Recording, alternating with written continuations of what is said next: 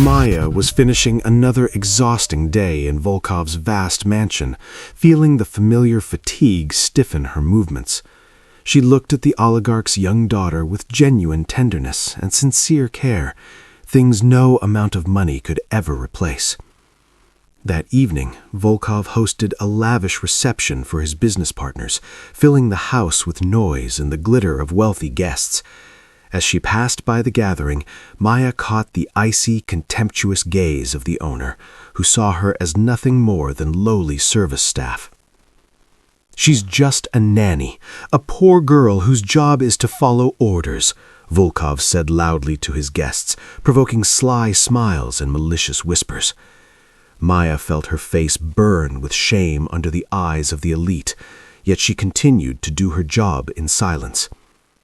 Suddenly, the housekeeper, who had long been searching for an excuse to get rid of her rival, publicly accused Maya of stealing a valuable item, feeding Volkov a carefully prepared lie.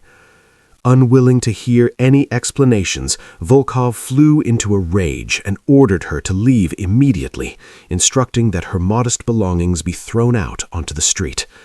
At that moment, a cold, pouring rain began outside, its drops mixing with the bitter tears of humiliation on the girl's face. "Get out and forget the way back to this house," Volkov growled, looking at her with utter disgust. "You're nothing but trash."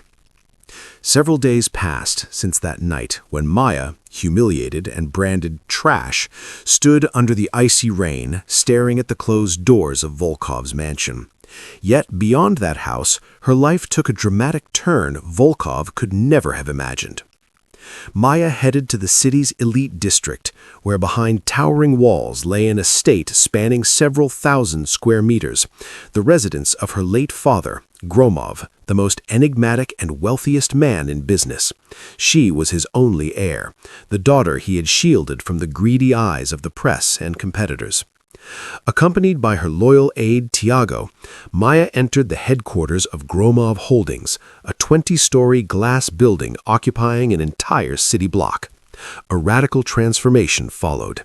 She shed the baggy nanny uniform in which Volkov had seen only service staff, and stepped into an elegant Italian-tailored suit, complemented by a diamond medallion, her family heirloom.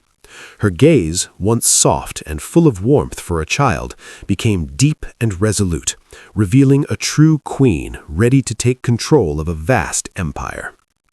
Maya took her place in the presidential office with a panoramic view of the city, feeling the seed of rebellion against the injustice she had endured begin to grow within her. "I want to know everything about Volkov's financial situation, his debts, his partners, and the weak points of his holding," she ordered, opening a folder of confidential documents. Meanwhile, chaos erupted in Viktor Volkov's office. His company's shares began to plummet, and key contracts collapsed one after another without explanation. Volkov paced his office in fury, unable to understand who was behind the coordinated attack on his assets, an operation that looked like a precise surgical strike. He had no idea that the person he once considered a nobody now held the power to completely destroy his world and already possessed evidence of his corrupt schemes. Maya gazed at the city lights, realizing that her fight would be far greater than personal revenge. It was a war for dignity and justice. Volkov entered the office of the new president of the holding, feeling the icy chill of his approaching downfall. He froze in place, as if seeing a ghost from the past, when he recognized the woman in the executive chair, the very nanny he had recently expelled from his home in disgrace.